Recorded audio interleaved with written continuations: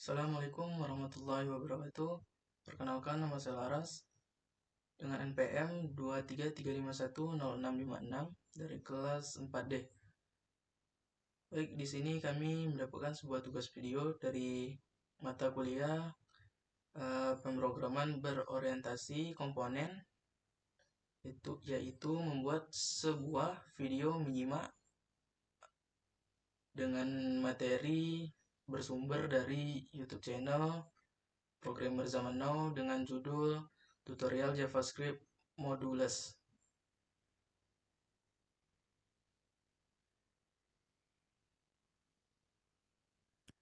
Halo teman-teman, selamat datang di kelas JavaScript, di mana di sini kita akan bahas tentang JavaScript Modules.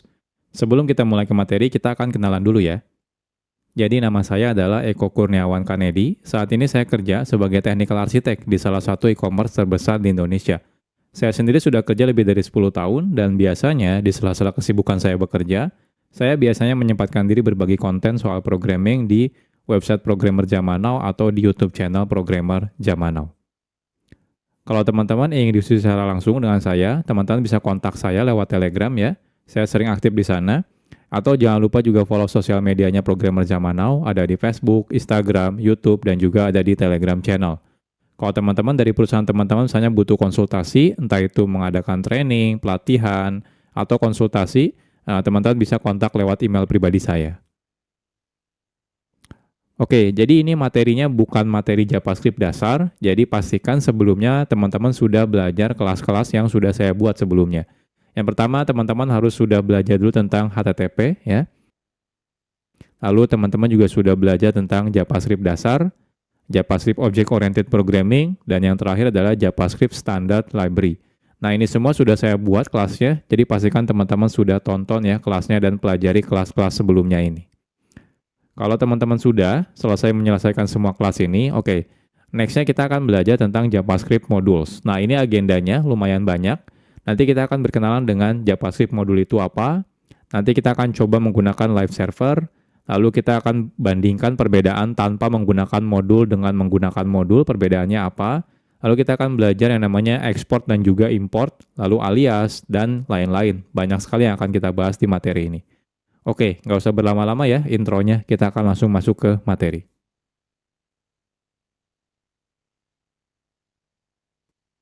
Sekarang kita akan berkenalan dulu dengan JavaScript Modules.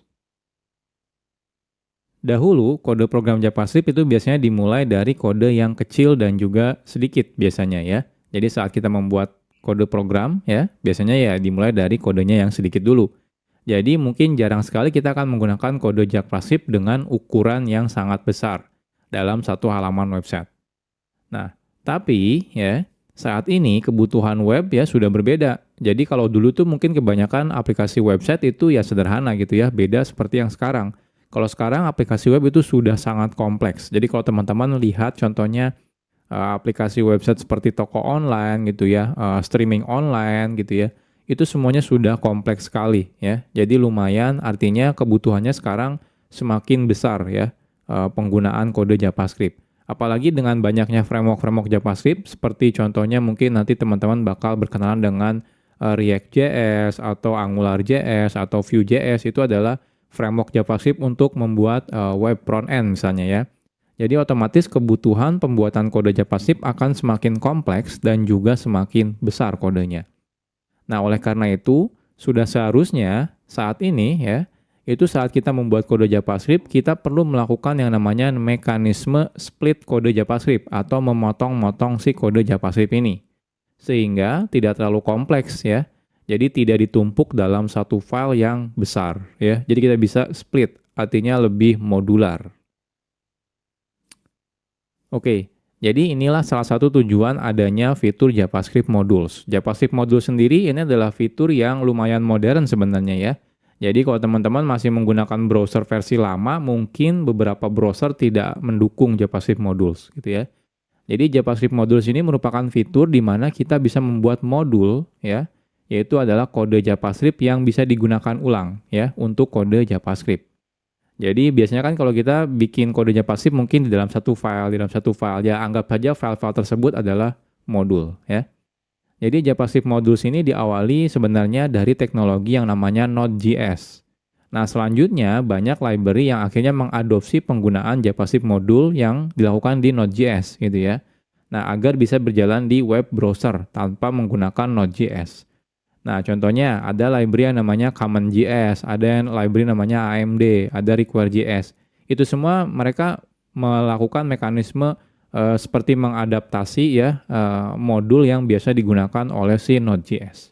Nah, tapi sekarang itu tidak perlu lagi nih kita menggunakan library CommonJS, AMD, Require.js. Kenapa? Karena browser-browser modern sekarang sudah mendukung yang namanya JavaScript modules gitu ya. Nah, tapi ya harus hati-hati nih kalau teman-teman masih menggunakan browser yang lama gitu ya. Contohnya menggunakan Internet Explorer. Itu sampai sekarang sudah tidak support ya JavaScript modules. Makanya si Microsoft itu sudah mengganti Internet Explorer menjadi Microsoft Edge. Kalau Microsoft Edge itu sudah mendukung yang namanya JavaScript modules. Tapi kalau teman-teman masih menggunakan Internet Explorer, maka dia belum mendukung tentang JavaScript modules. Nah, jadi secara garis besar ada dua kata kunci yang biasa digunakan dalam JavaScript modules, yaitu kata kuncinya adalah import dan juga export. Nanti untuk lebih detailnya kita akan bahas di chapter-chapter tersendiri ya. Jadi sederhananya adalah import itu merupakan kata kunci yang digunakan untuk mengambil sesuatu dari JavaScript module ya. Nah, sedangkan export itu digunakan sebagai kata kunci yang digunakan untuk memberitahu kalau di dalam modul ini bagian mana yang ingin kita expose keluar sehingga bisa diimport dari luar modul. Jadi kurang lebih seperti ini ya JavaScript modul. Nah, tenang aja kalau teman-teman masih bingung, nanti tiap chapter kita akan bahas lebih detail gitu ya. Jadi dari mulai pertama nanti kita akan coba bandingkan ya perbedaannya tanpa modul dan menggunakan modul sampai bagaimana cara menggunakan JavaScript modules.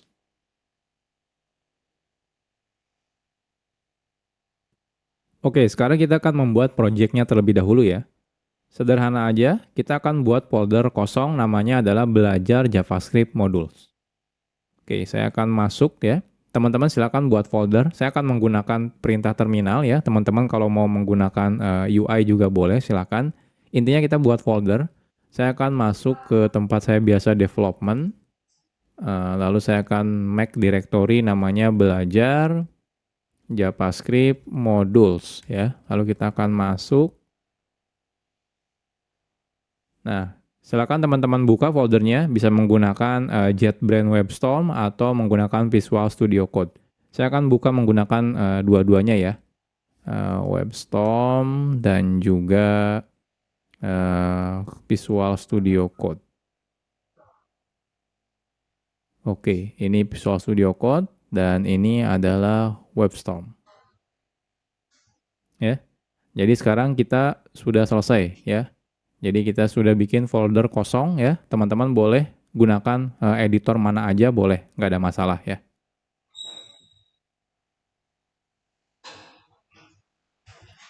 Oke, sekarang kita akan bahas tentang live server. Saat kita menggunakan fitur yang namanya JavaScript module, itu sangat disarankan teman-teman menjalankan kode JavaScript-nya di dalam web server. Jadi artinya tidak langsung dari file teman-teman buka menggunakan web browser. Jangan ya. Kenapa? Karena beberapa mungkin tidak akan jalan kalau teman-teman bukanya langsung dari file. Jadi teman-teman harus beneran running dalam mode web server.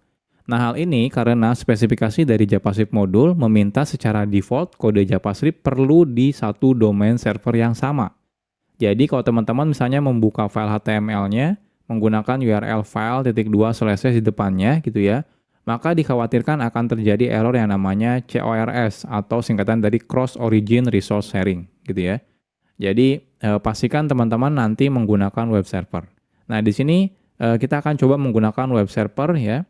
Dan tapi web servernya itu sangat gampang digunakannya gitu ya. Jadi teman-teman tidak perlu menginstal aplikasi tambahan seperti misalnya Nginx atau misalnya Apache HTTPD, itu nggak perlu gitu ya. Sudah ada plugin bawaan dari Visual Studio Code atau juga JetBrains ya. Itu sudah ada. Jadi teman-teman tidak perlu menginstal secara manual. Oke, kita mulai dari yang pertama. Jadi yang pertama itu kalau teman-teman menggunakan Visual Studio Code ya, teman-teman bisa install plugin namanya adalah Live Server. Jadi plugin ini nanti bisa digunakan untuk menjalankan local web server ya. Jadi lebih gampang nih kalau teman-teman menggunakan plugin ini ya.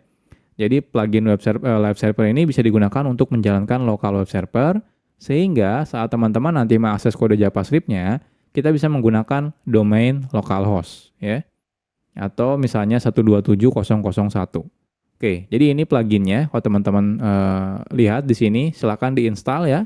Jadi kalau di Visual Studio Code-nya, teman-teman masuk ke bagian extension, cari langsung live server. Nah, di sini live server ya, kebetulan saya sudah menginstalnya. Kalau teman-teman sudah install, di pojok kanan bawah ini ada tombol Go Live. Ketika teman-teman klik Go Live, nanti dia akan merunningkan local web server ya terhadap folder yang sekarang kita buka. Ya, kebetulan di sini foldernya masih kosong ya.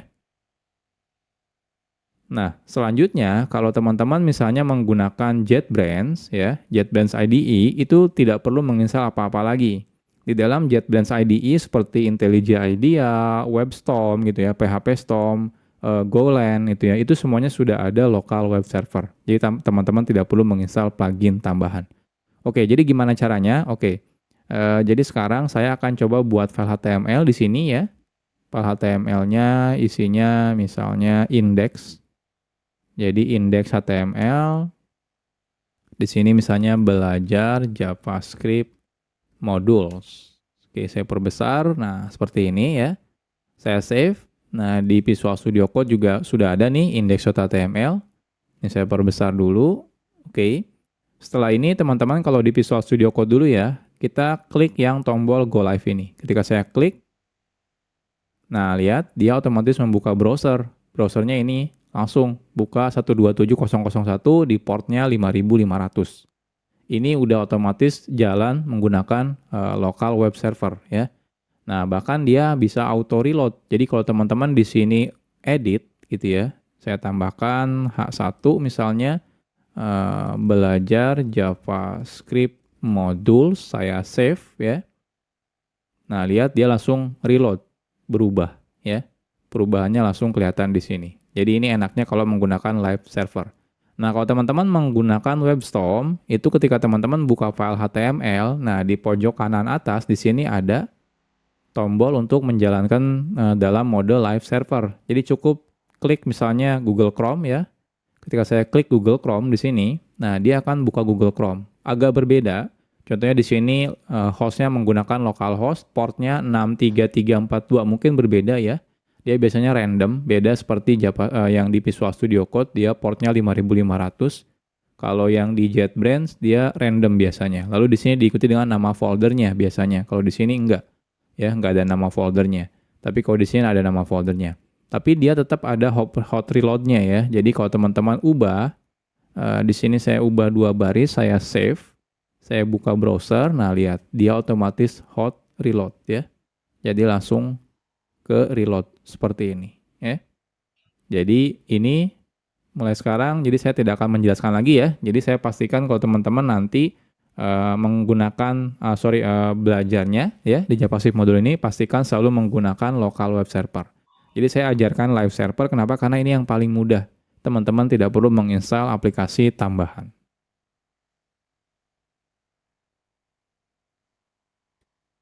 Sekarang kita akan coba dulu ya tanpa menggunakan JavaScript modul. Sebelum kita membahas tentang JavaScript modul, sekarang kita akan coba dulu ya membuat kode program JavaScript tapi tidak menggunakan JavaScript modul.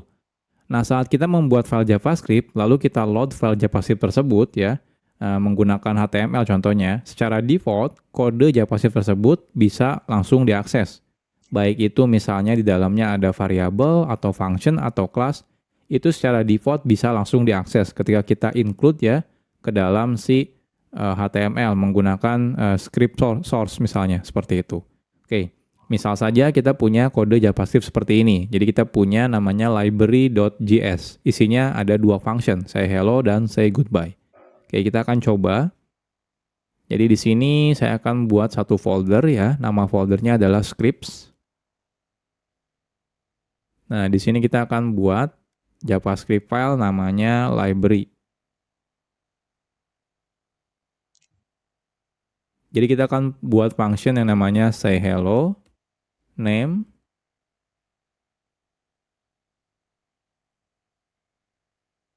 hello name ya, dan juga say goodbye. Isinya goodbye name, seperti ini ya. Nah, selanjutnya kita akan coba load si library ini ya. Jadi kita akan gunakan library ini ya, kita load menggunakan script source script/library misalnya ya. Lalu secara otomatis kalau kita sudah load ya filenya, secara default otomatis semua yang ada dalam library ini ya, library.js itu akan bisa diakses dari tempat ini ya, tempat di mana kita sudah meload si filenya. Contohnya di sini misalnya say hello dan say goodbye. Oke, kita akan coba. Jadi di sini kita akan buat ya file HTML without module.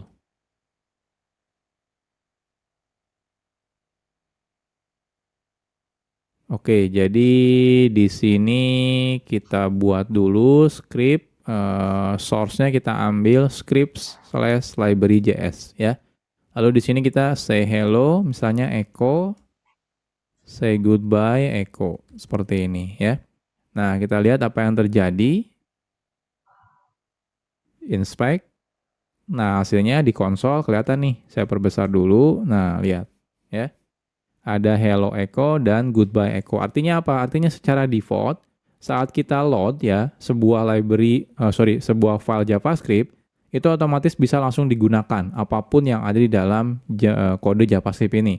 Entah itu function di sini, teman-teman bikin variabel contohnya misalnya ya. Bikin variabel name sama dengan contohnya echo seperti ini ya. Lalu di sini kita akan coba console.info name seperti ini. Nah, lihat di sini keluar ya echo ya. Artinya apa? Artinya name ini bisa walaupun di sini tidak ada variabel name, tapi karena dia ada di library.js, jadi otomatis dia bisa digunakan. Ini behavior default ya kalau kita meload file JavaScript. Jadi semuanya bisa diakses. Ini kadang-kadang agak sedikit berbahaya, apalagi kalau kita meload misalnya beberapa library JavaScript gitu ya, beberapa file JavaScript, ternyata ada beberapa function yang sama atau juga nama variabel yang sama. Otomatis akan terjadi bentrok. Ya. Nah, salah satunya inilah kenapa kita butuh yang namanya JavaScript modules.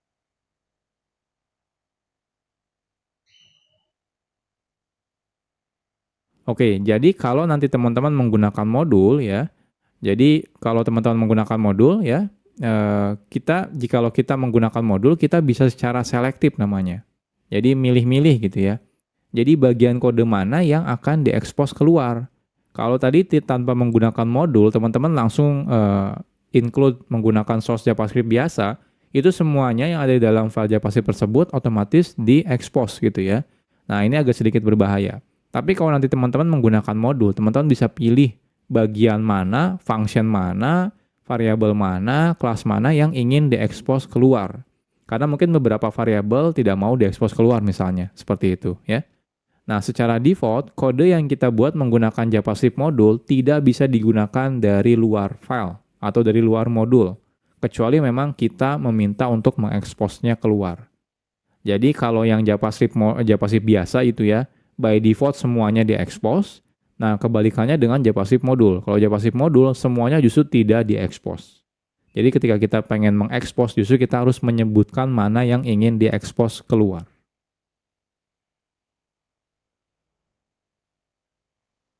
Sekarang kita akan coba buat JavaScript modul. Membuat modul itu sangat sederhana. Kita cukup membuat file JavaScript seperti biasa aja gitu ya. Jadi nggak ada perbedaan sebenarnya saat teman-teman bikin file JavaScript biasa sama JavaScript modul. Yang membedakan adalah saat kita justru meload file JavaScript-nya dari HTML. Kita tidak lagi menggunakan tipenya JavaScript lagi, melainkan tipenya adalah modul ya. Jadi kan biasanya kita script type JavaScript, defaultnya kita ganti menjadi script type modul ya. Oke. Nah, sebelum kita lanjut, nah teman-teman jangan sampai bingung ya. Jadi di sini saya mau bahas tentang file yang JavaScript dan juga modul JavaScript. Jadi kalau teman-teman nanti ketemu dengan file yang namanya .mjs, sebenarnya itu adalah file JavaScript juga, ya. Nah, karena file JavaScript modul sebenarnya sama dengan file JavaScript biasa, kadang developer sering membedakan nama filenya antara JavaScript biasa dengan JavaScript modul. Ya, biasanya kalau JavaScript modul, developer biasanya menggunakan file namanya .mjs, ya. Jadi modul JavaScript. Nah, hal ini sebenarnya tidak ada kewajiban. Jadi teman-teman boleh tetap menggunakan .js atau kalau pengen beda nih biar kelihatan ya, ini kalau ini adalah kode modul gitu ya. Jadi kita pakainya MJS, itu nggak ada masalah. Tapi intinya tidak ada kewajiban. Hanya saja agar mempermudah ketika kita dalam development, kita bisa menggunakan nama filenya ya. Jadi tidak menggunakan nama file .js, tapi menggunakan MJS ya. Jadi teman-teman terserah bebas. Nah, tapi pada kelas ini kita akan tetap menggunakan filenya .js ya. Ya, biar tidak bingung aja gitu ya, terutama buat pemula loh. Kok ini filenya .mjs gitu ya. Nah, tapi nanti kalau teman-teman sudah mengerti tentang modul JavaScript, nanti kalau teman-teman suatu saat melihat project orang lain, extensionnya berbeda, misalnya pakainya .mjs itu tidak ada masalah gitu ya. Jadi entah itu mau menggunakan .js atau .mjs itu tidak ada masalah ya. Isinya sebenarnya kodenya JavaScript juga, cuma seperti memberitahu aja kalau JavaScript ini isinya adalah modul. Oke, kita akan buat lagi file yang sama seperti yang sebelumnya, cuma bedanya namanya filenya adalah CJS. Isinya apa? Isinya sama persis, tidak ada perbedaannya. Jadi lebih baik kita copy paste saja ya. Jadi dari library JS ini kita akan copy paste di sini menjadi CJS ya. Nah, ini CJS ya. Jadi teman-teman punya say hello dan say goodbye. Nah, lantas sekarang pertanyaannya apa bedanya tanpa menggunakan JavaScript modul dengan menggunakan JavaScript modul? Jadi yang membedakan adalah cara kita meload JavaScript modulnya ya. Jadi caranya teman-teman tambahkan modul di sini. Jadi type-nya itu modul. Karena default-nya kalau teman-teman tidak menggunakan type, itu type-nya adalah JavaScript. Nah, kita ganti type-nya menjadi modul. Jadi perbedaannya cuma itu saja sebenarnya. Nah, sekarang kita akan coba. Jadi di sini saya akan buat file baru namanya with module ya. With module. Lalu di sini saya akan copy paste yang dari without module ya. Nah, yang membedakan adalah di sini berarti ini ada yang error sepertinya. Oh, kode bodinya. Lalu di sini type-nya yaitu adalah modul seperti ini ya. Jadi bedanya cuma itu saja sebenarnya ya. Nah, sekarang kita coba running. Oke, harusnya jangan ke sini, bentar. Running. Inspect. Kita lihat. Nah, di sini error. Errornya kalau teman-teman perhatikan adalah say hello is not defined.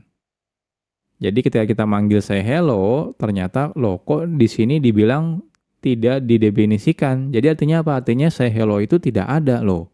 Tapi kan kita ada nih di library JS. Oke, salah ya. Ini CJS. Saya save tetap error sih. Tapi kan ada ya di CJS. Ini ada say hello dan di sini ada say goodbye. Pertanyaannya kenapa? Kenapa error ya? Oke, kita lihat lagi ke slide.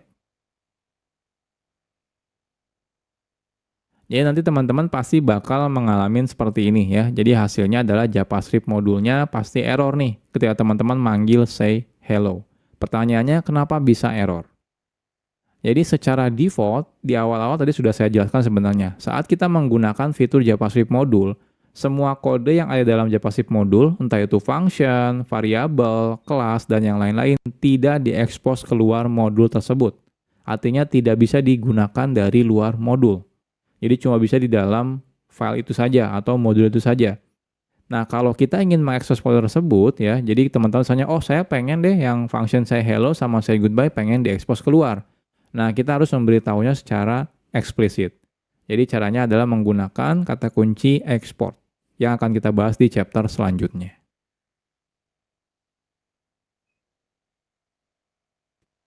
Sekarang kita bahas tentang export. Export itu merupakan kata kunci yang digunakan untuk mengekspos kode yang ada dalam modul ya. Jadi mengekspos keluar. Nah, export itu biasanya ditambahkan di awal sebuah variabel kah, function, atau juga kelas. Jadi ketika teman-teman membuat function, Depannya kasih export kalau teman-teman merasa ingin mengekspos function ini keluar modul. Artinya apa? Artinya bisa digunakan di luar modul ya. Oke, contohnya yang sebelumnya, contohnya kita punya yang say hello dan say goodbye. Jadi kalau teman-teman merasa oke, function ini ingin saya expose keluar, teman-teman cukup gunakan kata kunci export di depannya. Jadi export function, nama functionnya. Jadi seperti biasa, coba bedanya tambahkan export.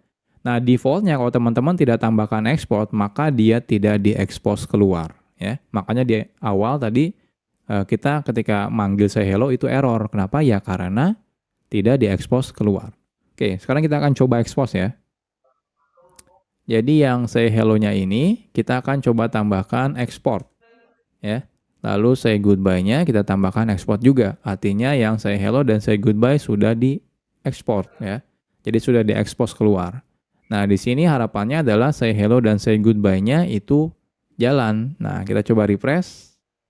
Oke, ternyata masih tetap error nih. Say hello-nya tetap is not defined. Nah, kenapa ini?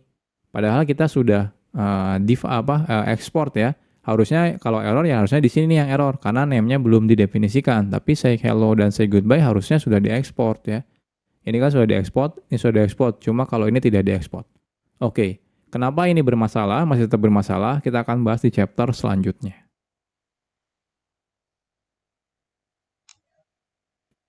Oke, sekarang kita bahas tentang import. Export itu digunakan untuk mengekspos kode yang ada di dalam modul ke luar modul. Nah, jikalau kita ingin menggunakan kode yang sudah diekspos yang dari modul tersebut, kita perlu menggunakan kata kunci yang namanya import. Makanya yang sebelumnya tetap error, kenapa? Karena kita belum melakukan import ya. Jadi wajib melakukan import terlebih dahulu. Nah, cara menggunakan kata kunci import ini sederhana. Caranya seperti berikut. Jadi cukup gunakan kata kunci import. Kalau cuma satu, teman-teman bisa langsung sebutkan nama yang akan diimportnya, misalnya nama functionnya, nama variabelnya, atau nama kelasnya. Kalau lebih dari satu, teman-teman bisa gunakan kurung kurawal. Kurung kurawal yang pertama apa, yang kedua apa, yang ketiga apa, dan seterusnya ya. Gunakan koma pemisahnya. Lalu kurung kurawal tutup, from, lalu di sini silakan sebutkan nama filenya, ya, nama file modulnya dari mana. Nah, modul hanya bisa digunakan di modul lain. Artinya apa? Artinya yang sebelumnya kan ketika kita bikin script itu defaultnya dia tipenya adalah JavaScript. Jadi teman-teman harus ganti ketika teman-teman menggunakan script, tipenya harus dijadikan modul lagi ya. Nah, saat menggunakan import kita tidak perlu lagi menambahkan script modul sort satu persatu ya. Karena sudah dihandle secara otomatis oleh si browser. Jadi ketika teman-teman menggunakan import, lalu lokasi file JS-nya, dia otomatis akan meload si file JavaScript modul tersebut. Jadi teman-teman tidak perlu menambahkan lagi tag script, habis itu type-nya modul, habis itu source-nya dari file modul yang mana itu nggak perlu lagi gitu ya. Oke, jadi contohnya, jadi yang sebelumnya kenapa masih error? Yang pertama tipenya teman-teman masih menggunakan default-nya yaitu JavaScript, jadi teman-teman harus ganti type-nya menjadi modul. Lalu di sini cara importnya adalah import ya. Say hello, say goodbye, from. Nah ini. Titik itu berarti relatif ke file sekarang. Habis itu titik slash script, ada folder script, lalu slash say js. Ya. Oke, kita akan coba.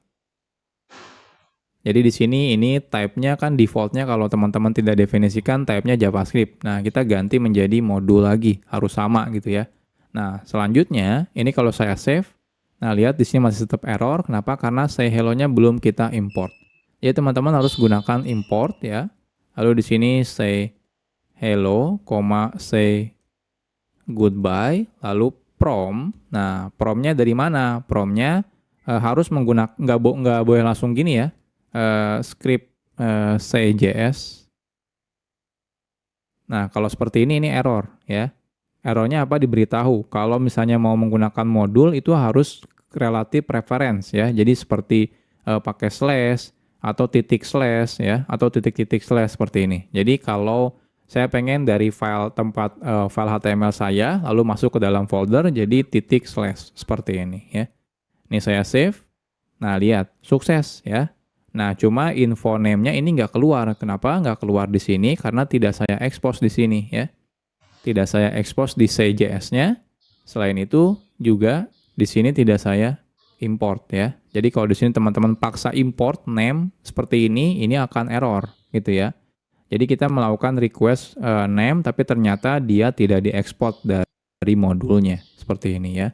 Nah, kecuali teman-teman ekspor nih name-nya. Nah, di sini export seperti ini ya. Nah, ini baru jalan nih konsol info name-nya keluar ya, echo seperti ini. Jadi sederhana ya menggunakan JavaScript modul itu. Cukup di file modulnya teman-teman lakukan ekspor,